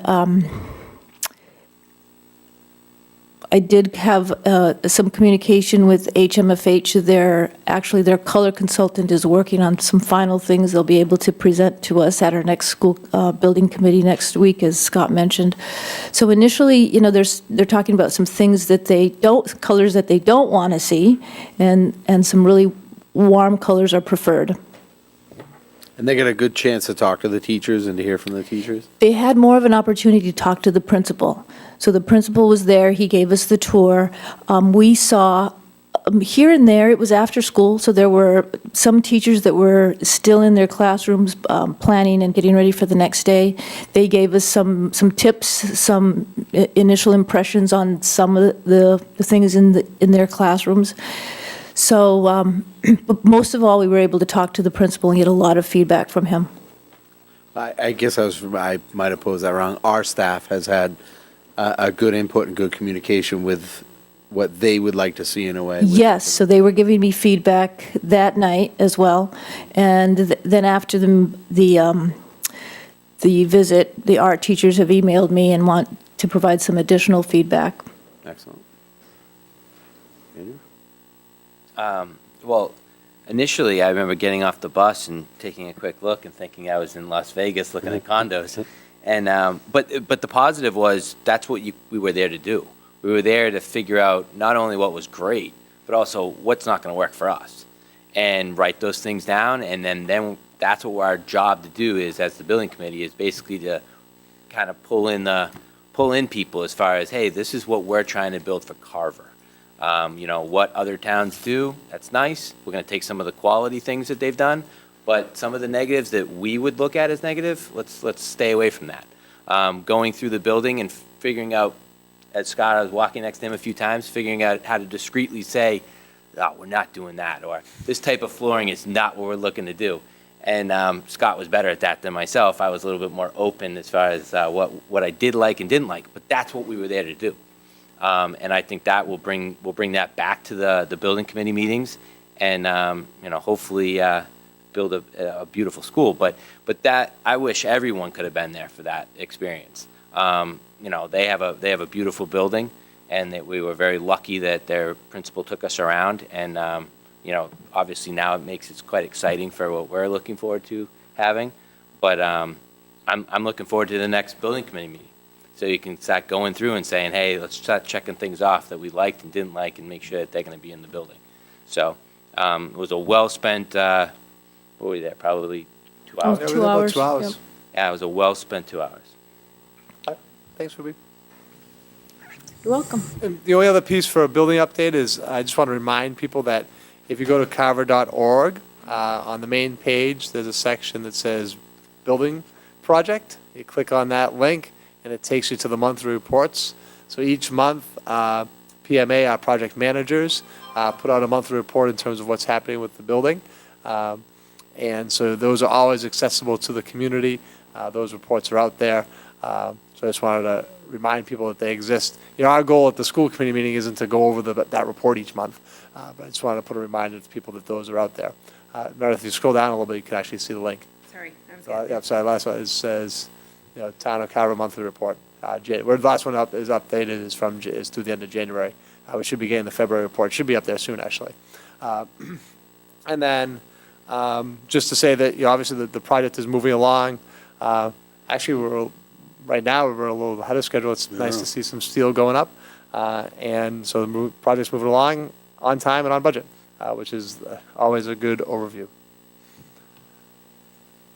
This project has moved at a very steady pace since its origins, and it's been a nice flow. It has. It's worked very well. Facilities update. We don't have a lot here, but Brad's going to give us a quick update. So I'm going to blend a facilities update with a / budget update for FY17. First thing is we received our bids for the middle high school windows, roofs, and boilers. That came in actually just roughly $1 million below what was originally estimated. That's always positive. JJ Carterosi will be the general contractor on it. We're looking to finish up things by the end of this week, hopefully put a notice to proceed out to start the project. And the goal for that is mid-May.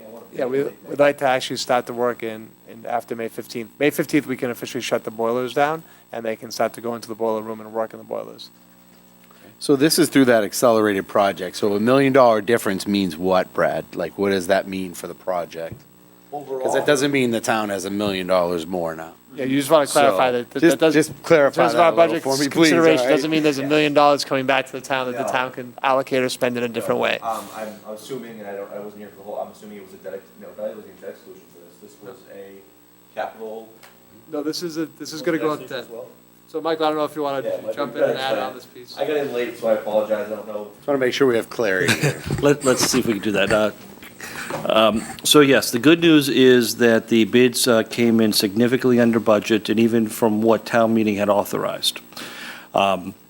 This has been brought to the Capital Outlay Committee. There was no debt exclusion on this. This is actually a bond that has been authorized by town meeting, but the capital and debt stabilization money pays for all our debt services, as well as cash projects that we buy on an annual basis.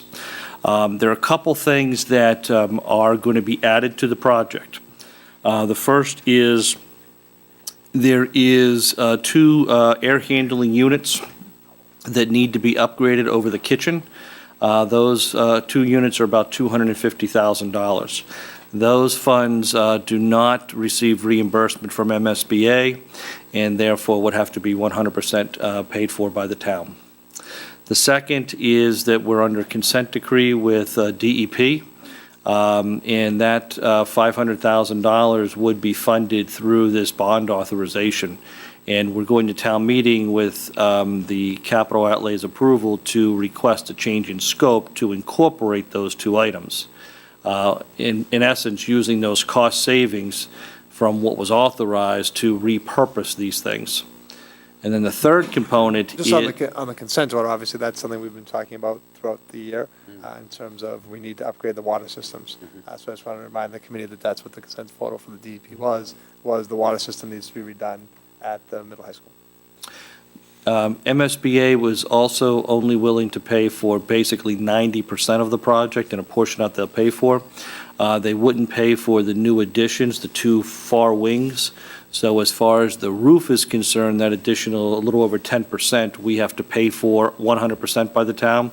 So that'll be incorporated in the cost savings. And what also the Capital Outlay Committee is supportive of modifying their vote is to include the doors and the windows that were in the addition that weren't included in the project because those weren't funded by MSBA. But now's the time to do those doors and windows because A, you put the same doors and windows in, you already have the contractor on staff that already has this overhead built into the project, the mobilizing and everything, so now you're just adding units. And that can all be done within the scope of the project. So to the original question, yes, there were some cost savings. We haven't issued the bond. We were authorized to borrow up to $7 million. We haven't issued that yet. And what we're going to be doing is asking town meeting to change the scope to include those three things that were just mentioned. There'll still be savings within the original authorization, but that just means there's less borrowing to do. Another way to think about it is the town meeting gave us a credit card up to $8.75 million to borrow for this project. We're going to ask town meeting to reduce our credit card limit and incorporate a couple of these other projects. So not only will there be a savings, we're also going to be asking them to include scope. And again, now's the time to actually do that. But this has nothing to do with any operational money. This is all tied into the capital and debt stabilization fund, which pays for capital and debt. And I think that's fantastic to be able to get all those windows and doors done too that way. Yeah, Yeah, so I agree.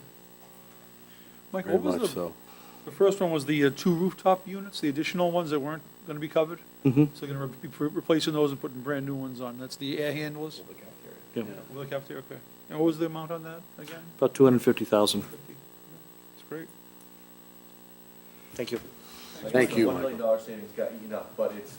There was actually more than $1 million savings because our bid package actually went out cheaper than what our original authorization was. So we've actually had two big troughs of savings, and this million is the second trough. Excellent.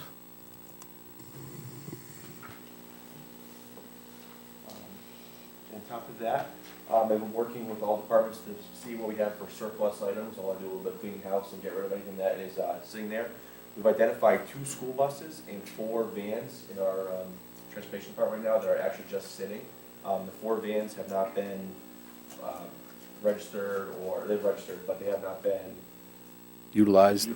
They are sitting, collecting dust, tires are flat on them. We're looking to maybe 2 are operational that we can get fired up and going that may have some useful life in. And we've actually offered them to the town first. I know 2 that are unoperational, the fire department's gonna take for their Jaws of Life training. So it's good, once again, utilizing resources throughout the town departments. And the 2 school buses actually, we'll be looking to sell. We already have an agreement in place with Cranston Public Schools in Rhode Island. And one thing we've looked at in the past was we've always traded them in terms of our new purchases on the bus. We've been getting $1,500 for buses that are worth well more than $1,500. So it's better money well spent, money well received, I guess I should say, in terms to sell them outright to another contractor, another school district, rather than go third party and have someone else make the profit on it. We get more bang for our buck that's turned over to town. So that's where we're going to go on it. Excellent. That takes care of that. One other thing too is the FY17 budget utility bills for February came in a little bit below I anticipated, so that's good. I remember the adjustments we made last month. We're still on track to save a little bit in utilities now. Hopefully that stays. We'll see how the storm comes. But that's where that came for last February. weekend helps. Yeah, exactly. And just an update on food service. I know everyone always wonders where food service is right now. Right now, we are $13,000 short on the account. I don't want to hit the panic button because right now, February, that's the close of February. That was the dollar amount that we were short. February is always where we hit rock bottom. So in comparison last year, at the close of February, we were $19,000 short. I'm working with CAP to figure out ways to, we may not be able to call it a long-term sub in some regard, but we can make do with what we have for staffing to make sure that we do not have to go back to the school operating budget at the end of the year. One, we really don't want to get caught doing that, and two, long-term, we know that we can't afford to put any cafeteria money into our operating budget, just based on the fact that we are having problems with our operating budget now without it in there, so. And the only other piece of that was the piece that a lot of the ordering's been done. So you Yeah. tend, that's how you tend to start to make up your savings, because a lot of, obviously, a lot of your. Bulk up front. Right, a lot of your bulk items have been purchased, and so you're purchasing, obviously, your perishable items, they're still gonna be purchasing. It's not like they're not gonna purchase food again. But in terms of, a lot of the purchasing's already been done for the year, so we should be able to build back, and get closer to even for food services. Any other questions for Brad? One thing I will mention that we maybe look at for next year, and I'm not gonna say we have to do it now, is a change for pricing for school lunches. We are under the threshold, but once again, long-term to meet salary obligations and to make sure that we are not in this crunch every year, we may have to look at increasing price of school lunch right now. Which is currently? I think it's $2.75. Just went up. Yeah, we actually, the committee approved an increase last year in June, so that's something we would look at again if we need to. I have a quick question. Brad, the school buses that might go to Cranston, what year are those? One is an 02 and one is an 07. So do we still have a backup in case something happens? Yeah, Is these there two buses, I can give you more background. These two buses have, I think, under 100 miles on the year used on them. And the problem we're having is when they're not used, when we go to use them, they're not starting. Right. There's just no real use for them, I guess, even as spares. We have spares currently that we would go to before these buses. Do we have a threshold for bus lifespan in this committee, with this district? We actually don't, and I'll be honest, that's a positive sign based on the fact that we're able to maintain our buses so long. This 02, the school district that is coming to get the buses in Cranston has buses that are running from 1996 that are rotted out. And that just goes to say we've done a good job of rotating in and maintaining our fleet, that we don't have those issues. So That's we've done a great job. capital outlay. Yeah. All right. Yep. Nothing else? Nope, that was it for that. Reports from the superintendent? And then the last thing from Brad, just the student activities account transfer, which is our last agenda item for the evening. So, one thing I've been meeting with is the high school student activities treasurer, and we found a few account balances that have been negative for quite some time now. And in the review process, what we were going through is, we don't really have concrete policies and procedures in terms of our internal controls on that, and we're working towards getting a document in place, or refining a document, I should say, that does not allow any accounts to go into the negative. So we want to check, if the account's short, a check cannot be cut from it. There needs to be a funding source that says it's either going to come from here for temporary funds, and I have a check coming in as a teacher that's going to clear that negative account within a week, whatever it may be. But we were left with some significant deficits in a few various accounts that have been inactive for 3 years. So my goal is to take, with this does not clear everything out altogether, but this is a start of clearing out accounts that have been inactive for 3 years that have positive balances to offset the accounts that have negative balances that have been inactive for 3 years as well. So it's all inactive movement? Correct. These, and inactive, I mean 3 years or Right. more, there's been no activity at all. I accept the motion. Yeah, so these transfers have to be approved by the school committee. Since you have your tech open, Andy, I'd accept the motion from you right Oh, now. hold on a second. I'm on the wrong page. It's just a simple motion. You got it? I got it. I'll make a motion to move to transfer monies within the student activities accounts as present by the Chief of Operations and Finance Officer. I'll second. Any questions? All those in favor? Aye. Aye. It's unanimous. Thank you. And there'll be more of these coming up as more accounts become inactive and we go forward. Reports from the school committee? One more? The only thing I want to add to the committee, which is, I gave you one other document this evening.